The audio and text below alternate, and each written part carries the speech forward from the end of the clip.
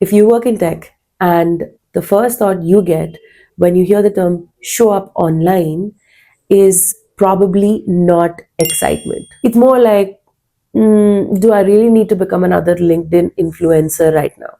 And fair enough, because most of what we've seen online, to put it plainly, has been exhausting. So today, I don't want to give you any advice. For context, I'm Namita and I have spent the last decade in the tech industry. And over the years, I have built my own personal brand where it allowed me to grow with a lot of opportunities and not just get followers online. So I've worked with people in tech, I have worked with founders, builders, analysts, and I have seen the same patterns repeat over and over again. Which is why I want to talk about what's actually changing in this year, that's 2026, and especially what you need to be doing in this year if you want to build a personal brand without actually becoming cringe, loud, or even burnt out. 2026 out number one. Stop giving advice that you don't follow yourself. So, a lot of people in tech are sharing content around very, very varied pieces like frameworks, threads, bullet points, and even sometimes, advice. This sounds really intelligent, but when you read it, right, it just seems like it's been cooked up and you don't feel anything emotionally. And because it's often either copied from a book or an article or maybe ChatGPT, right? So it's shared because this is what performs. And that's the notion we need to shed in 2026. Like talking about work life balance when they themselves are burnt out.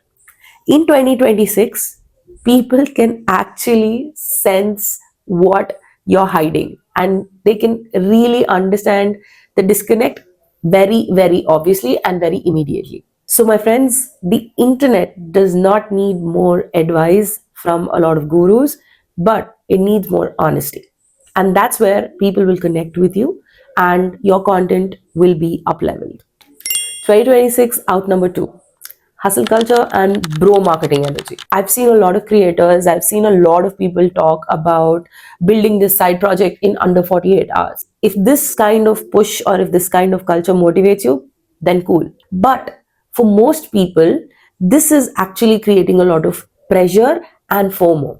And most probably even comparison at one point. So, especially if you are a techie who's trying to juggle a lot of sprint responsibilities or development activities, as well as trying to take up a lot of stakeholder calls and juggling work, learning, life, etc. This kind of content is slowly getting a little toxic and it is losing out.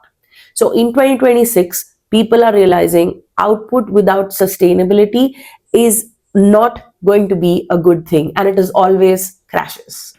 2026 out number three, listening to every marketing guru out there.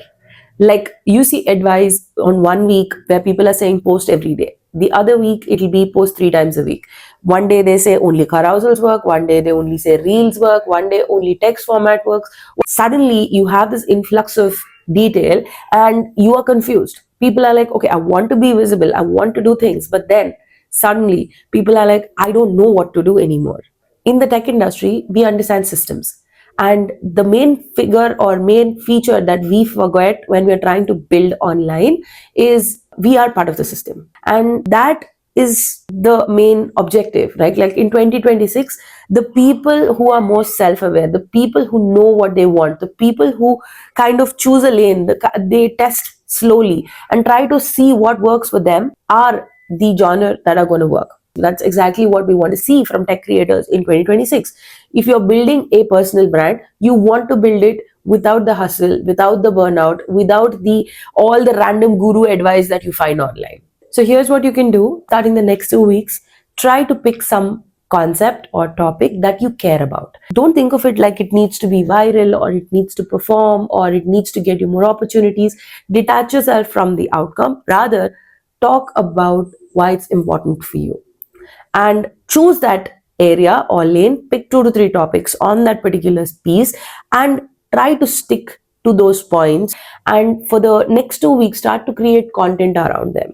Don't copy other creator styles, try to reflect, try to kind of see if you can adapt to that style rather than just copy pasting anything. This is how you build an honest personal brand. Trust me when I say this, when you have an honest personal brand, the opportunities just line up. Let's be authentic, and that's exactly how you're going to be building your personal brand in 2026. I'd just like to say one thing: building a personal brand is to build it by being a human being and not something with hustle or grind. You got to love what you're building to actually give that emotion out to people consuming your content. So if you love what you do, that's what you get. The love kind of comes back to you from everybody that's following you. So try to be more human. And if you want more practical tips like this, make sure to follow Decode by Namita here on YouTube. Just hit the subscribe and maybe share. Oops.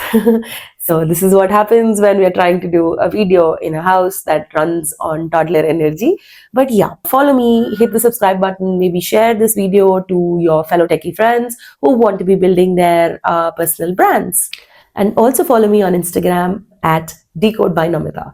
And thanks for hanging out with me today, and I will see you in the next one.